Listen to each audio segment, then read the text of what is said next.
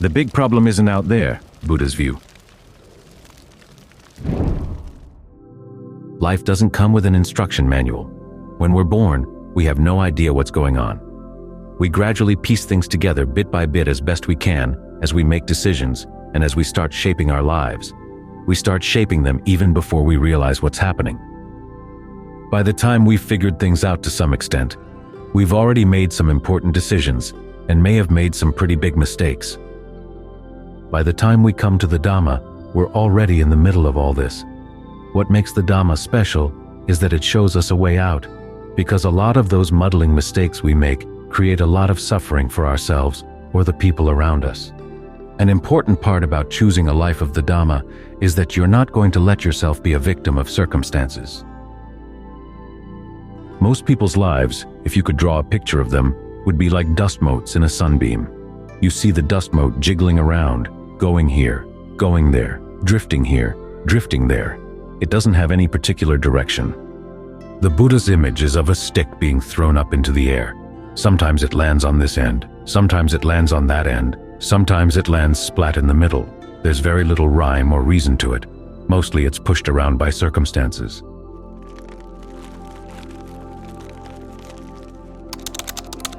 This relates to one of the principles the Buddha taught.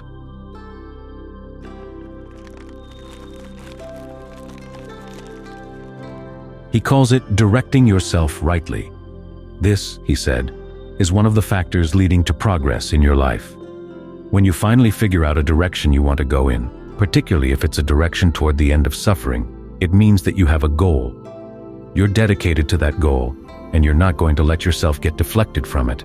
It's not only a cause of progress, it's also protection from all those random impulses, both inside and out, that would make us live like dust motes. When you're practicing the Dhamma, developing qualities of the mind, that's one of the purposes. To protect you from being a victim of circumstances, so that your practice doesn't have to depend on being here at the monastery, or being surrounded by wonderful, inspiring people, or totally free of disturbances. No matter where you practice, there are going to be disturbances more or less. But it's amazing how, when the disturbances are small, you can magnify them. The mind does have this quality, that old adage, you know, that work expands to fill the time allotted to it. Well, in the same way, disturbances expand to fill your mind's capacity to look for them. That's one of the things you've got to make up your mind about. You're not going to go around looking for disturbances, letting yourself get pushed around by them. You've got your direction. You're here to develop the training in virtue, concentration, and discernment, because those are your treasures. Those are your protection. Progress in those things is genuine progress. When you look at the world outside, you see so many people living their lives, working on a particular cause, and then it all gets dashed to pieces by a change in the economy, a change in the climate, whatever the outside influences may be. So that kind of progress is uncertain. But progress inside, as you develop qualities of mind, can just keep on going and making greater and greater progress, and ultimately arrive at something that's really solid and doesn't regress. So you can ask yourself as you practice here, what is the direction you want to go in? What would it be to direct yourself rightly? And how would that translate into what you're doing from moment to moment?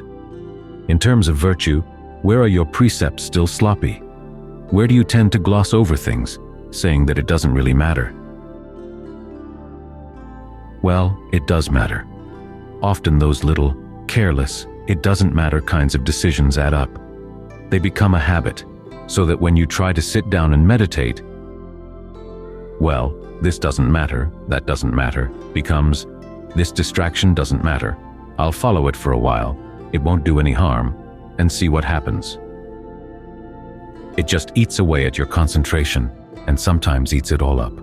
So try to develop a habit of being meticulous, and learn how to carry that habit in a way that's comfortable. This is where the concentration comes in to give you a sense of ease, a sense of well-being, an inner strength that's not deflected by things outside. But the concentration also has to be tempered with wisdom, discernment. Wisdom isn't an automatic result of concentration. Just because the mind is focused doesn't mean you're going to see things clearly and rightly. You have to actively contemplate once the mind is still because a mind that's still can latch on to all kinds of things. The concentration can get suddenly focused on something that gets you irritated, something that gets you angry. And the stronger your concentration, sometimes the stronger your anger when you come out of good concentration. You've got to watch out. Ajahn Lee has a nice observation. He says that the problem is that you get attached to your concentration, thinking that everything is fine as long as you concentrate, and the world out there is bad because it disturbs your concentration. He said, you've got to remind yourself that the problem isn't out there. The problem is inside. This tendency of the mind to get stirred up by the world. You've got to contemplate to understand why the mind doesn't have to be affected by things outside. Where is it allowing itself to be affected? That's something you actively have to figure out. You can't just have a mantra of let go, or metta, or whatever, and hope that the mantra will take care of everything. You've got to understand why is it that you let yourself get disturbed, and what the assumptions behind that are. If your peace of mind is disturbed by the world at large, by the heat, by the flies, or by the irritating people around you, the heat, the flies, and the irritating people are really not the problem. The problem is, why do you set yourself up to be disturbed? You're the one who goes out after the disturbance. As Ajahn Chah says, it's not the sound that's disturbing you. You're disturbing the sound. Well, that applies to a lot of other things that destroy your peace of mind. You want the peace of mind. And you want to take care of those situations outside. You've got to make your choice, one or the other. Which is more important?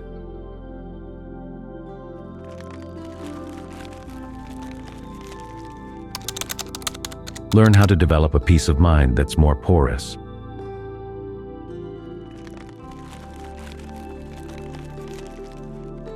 In other words, these disturbances can just go right through. It's like those hummingbirds that sometimes get caught in the multi-kuti. If they simply flew in the front door and out the back door, there'd be no problem. But they fly in, and then they get frightened. They buzz around the ceiling, trying to find a window, and usually choose all the wrong windows, the ones that can't open up. And it's the same with disturbances coming into the mind. If you could allow them just to go right through, there'd be no problem. The mind would be still, your awareness would still be aware. But you start capturing these things as they come through, and then they become a problem. Then you get upset about that. Well, what is this capturing? How do you do that? And how can you learn how not to do that? You've got to observe. You've got to watch it and figure it out. So the wisdom is not a matter of just telling yourself to let go. It's a matter of understanding what the problem is. Once you really understand what the problem is, you don't have to tell yourself to let go at all. The mind automatically lets go of its own accord. What this means is that you've got to take your peace of mind seriously and realize that the problems are not outside. The problems are inside. And getting angry at the problems doesn't help, whether they're inside or out. Getting angry at yourself doesn't help. Just simply note that there's a problem here that you don't yet understand. Stick with the determination that you want to figure out this issue of suffering, and now you've got the opportunity to do it. Sometimes you start worrying about the future. How much longer will I be able to do this? That's getting in the way. You've got right now, and you can make the decision right now that regardless of the circumstances outside, you're going to maintain your compass, your sense of direction, right now. You're going to keep it right.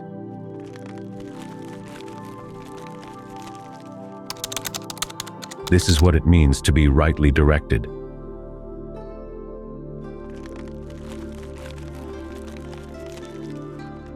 You look for the problems inside.